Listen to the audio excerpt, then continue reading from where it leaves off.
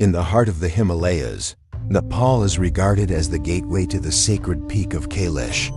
We begin our journey from the capital, Kathmandu, where the echoes of temple bells, incense smoke, and prayers for peace fill the air. After the serene morning rituals, such as the Sang offering and the hoisting of Lungta prayer flags, Rinpoche and all of us began the Kora around the stupa. Following his tranquil footsteps, an unusual sense of peace arose within our hearts. The next day, we had the fortune to visit Kopan Monastery, a place deeply imbued with the wisdom and compassion of Lama Zopa, and the Monkey Temple, one of Nepal's most important religious landmarks, perched atop a 200-meter hill overlooking the Kathmandu Valley.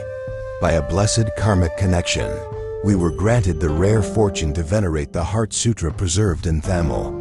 Legend holds that those who behold and hear the chanting of this sacred scripture will be guided to rebirth in Duachun. Although heavy rain poured down, it could not diminish our aspiration to visit the sacred sites. We continued our journey to the Bajrogini Temple, the Mahabuddha Temple, and the Golden Temple. No words can fully capture the ancient and solemn beauty of this place. In silence, we all bowed down before the Buddhas, wholeheartedly praying for their blessings upon all sentient beings. As we brought a meaningful day to a close, we followed Rinpoche and Kora around the stupa, letting our hearts overflow with joy and serenity. The next day, under a beautiful sunny sky, we followed the Lotus steps of Rinpoche to visit Shechen Monastery, one of the largest and most important monasteries of the Nyingma tradition, preserving a rich treasury of teachings, art, and spiritual culture.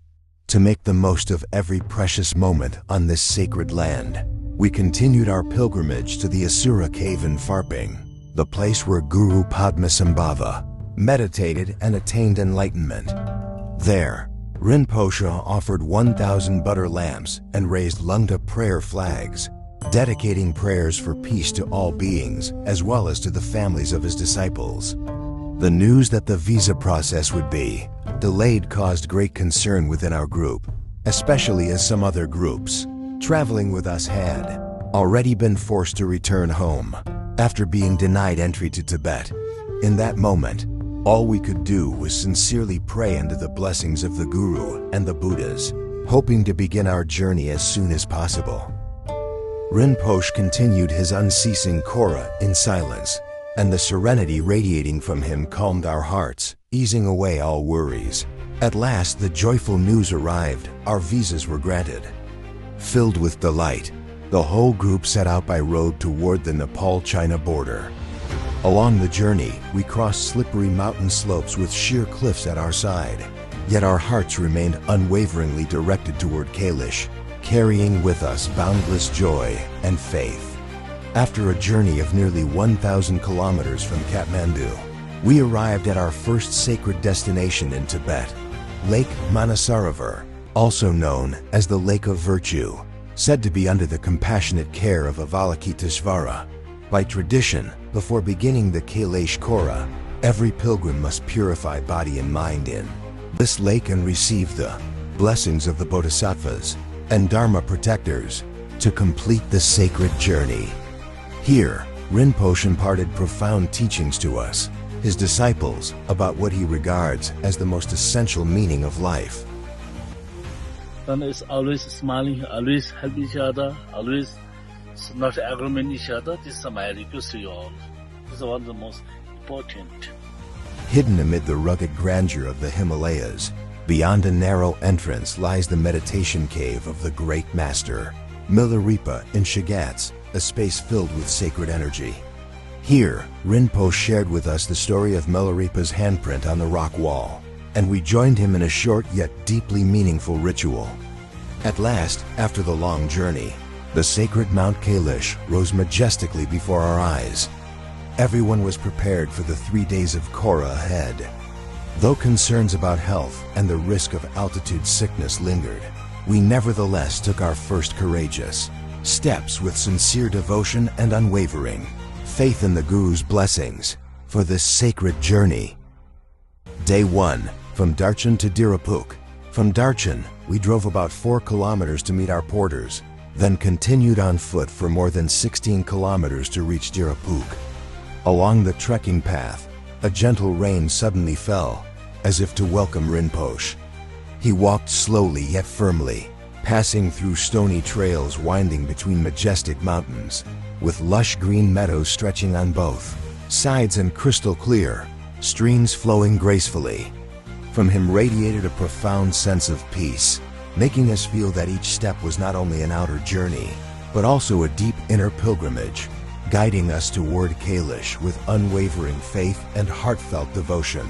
The trek at an altitude of 4,700 to 5,200 meters was truly a great challenge for us, coming from Vietnam, where the land rises only about 20 meters above sea level. Though weary from the muddy path and sudden hail, Rinpoche continued to smile serenely, offering constant encouragement. He chose to walk at the very end of the group, ensuring that not a single disciple was left behind. Day 2, from Dirapuk to Zutholpuk.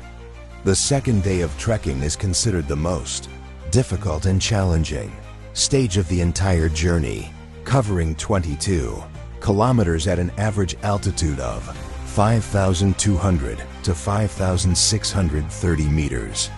At dawn, we departed from Dirapuk in the crisp morning air, heading toward the Domala Pass, rising above 5,600 meters, the highest point of the Kailash Kora.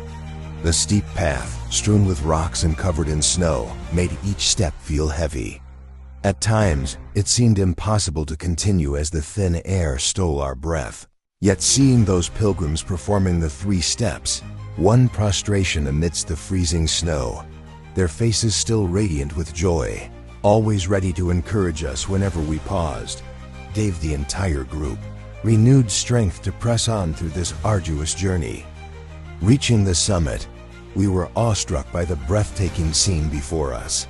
The vast blue sky and prayer flags, the lungta fluttering in the wind, carrying countless prayers. There, Rinpoche stood with palms joined in prayer and offered a white kata, sending forth aspirations for the benefit of all beings. Descending the other side of the pass, we passed the sacred, shimmering Gauri Kund Lake, steeped in legend, and continued the long descent towards Zutholpuk.